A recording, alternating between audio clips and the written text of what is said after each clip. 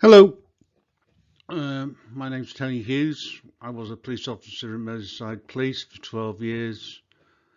I obtained my law degree in 1996 while I was a serving police officer. I was called to the bar in 2002, and then I became an employment lawyer, and latterly I've done a PGCE, which is a teaching qualification. I also have done a master's degree which covered policing, so you get an idea of who I am and what I'm about. Resignation of Cressida Dick. It was almost certain this was going to happen. The reason why it was almost certain that this was going to happen was that she was so out of touch with the reality of how her officers were behaving on the streets.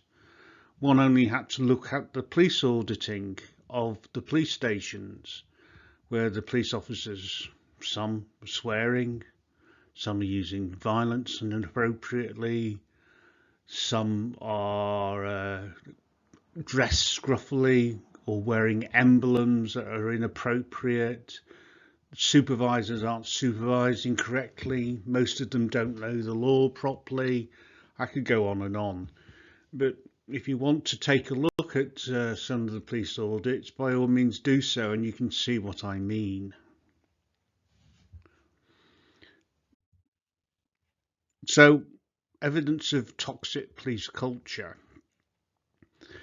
Well, the Independent Office for Police Conduct disclosed a report on police misconduct in Charing Cross Police Station, and they were very clear. They think it relates to a misogynistic, racist, homophobic series of conduct by serving police officers operating with impunity in a WhatsApp group.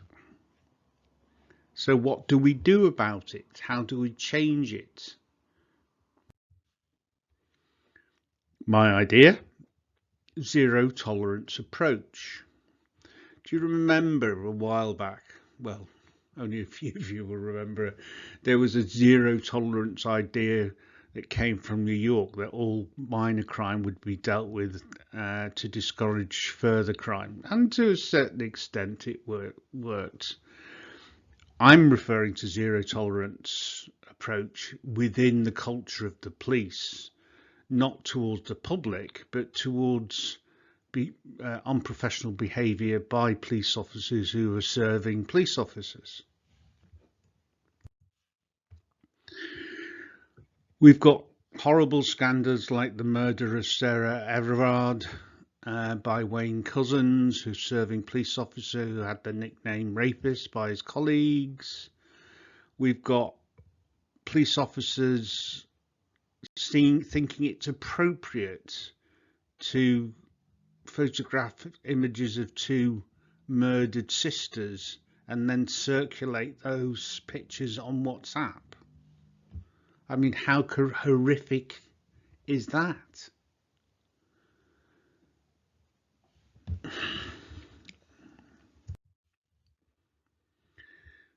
At the core of the problem is poor leaders at basic team levels is endemic. And when I mean about the leaders, I'm talking about the team leaders, effectively the sergeants and the inspectors. Poor supervision allows for a bullying culture to flourish. Either the supervisors are involved with the behaviour, at the sergeant's level at least, or they're aware of it and they pretend they don't know anything about it because they're so closely linked to the teams. Sergeants and inspectors are similar to NCOs, non-commissioned officers, and junior officers in the army.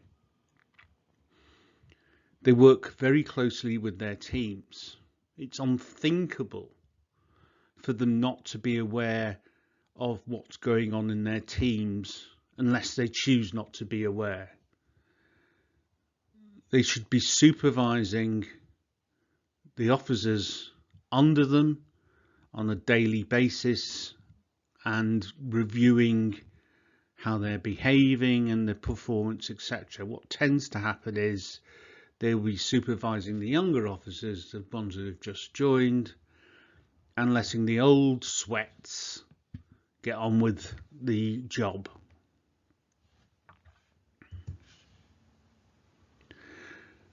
My view, poor supervision allows for a bullying culture to flourish.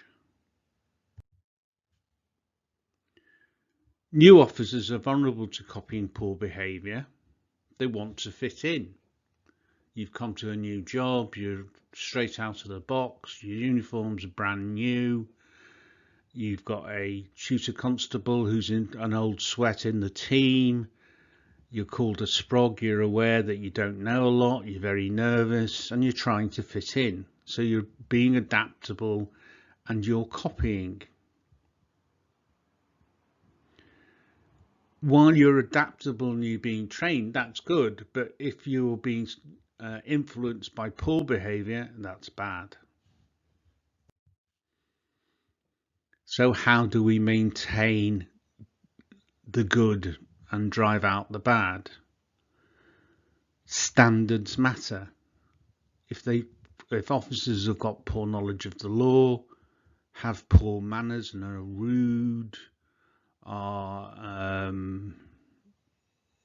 demotivated or intolerant of others, or are generally scruffy, all these things affect how they perform their job with the members of the public.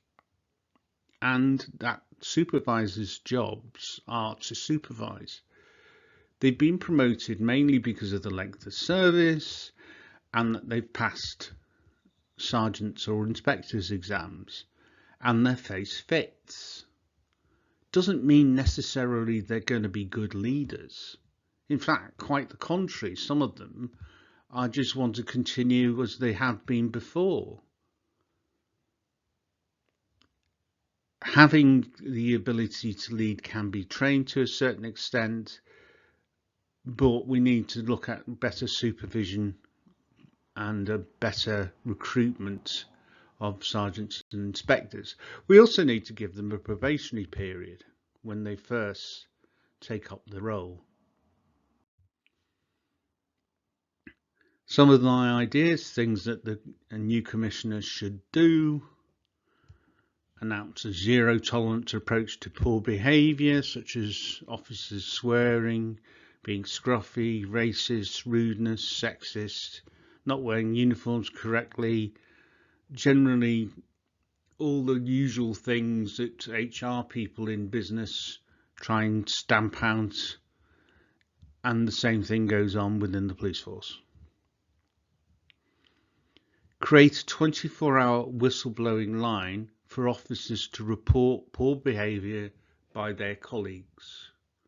They don't have to give their names, it can be anonymous, but they will have to provide information, and that should be supervised by the IOPC, which is the Police Complaints Authority, having access to daily reports from that, and to supervise professional, and also supervised by professional standards, who should investigate any disciplinary matters.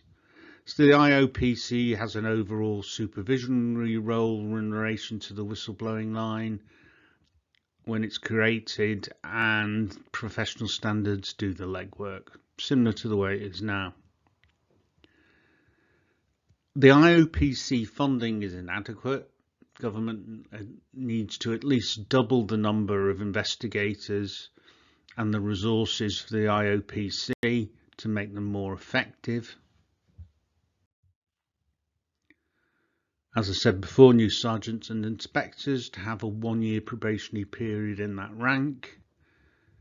Tests conducted, an assessment of each officer every single year. And if they fail the tests, some of which will be multiple choice questions about new law or checking on their knowledge of old law, they don't get a pay rise until they pass the tests. So you're ensuring a minimum level of knowledge.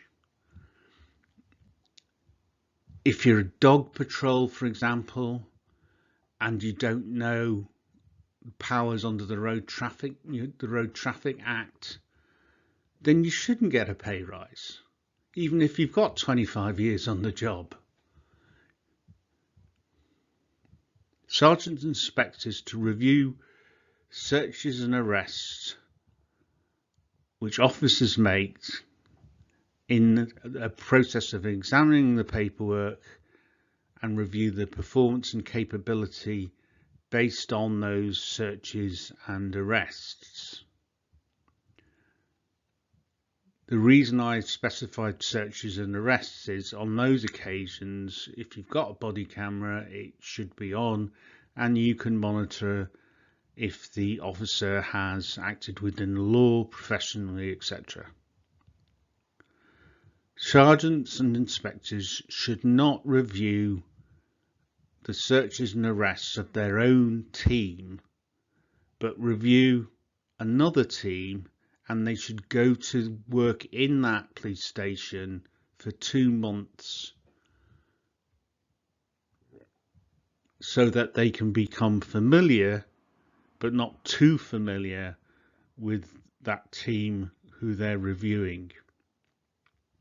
The advantage of that is that the sergeant and inspectors get to go to other police stations and look at other teams, and it gives them less pressure because they're not inspecting people that they're very friendly and familiar with on a daily basis.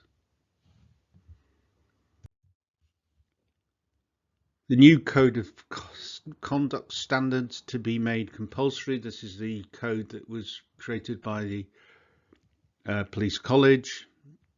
Any breach of integrity in itself to be classed as gross misconduct. Doesn't necessarily mean you'll be dismissed for it, because it depends on the levels of severity, etc., like any other employment law matter. But making it compulsory to be classed as gross misconduct is something you can do. Yearly training, like solicitors and doctors, for all ranks of sergeant and above, outside the police force, with the local university and with the police college, to go on courses to become specialists in other areas and gain more experience. And that's how you make better leaders.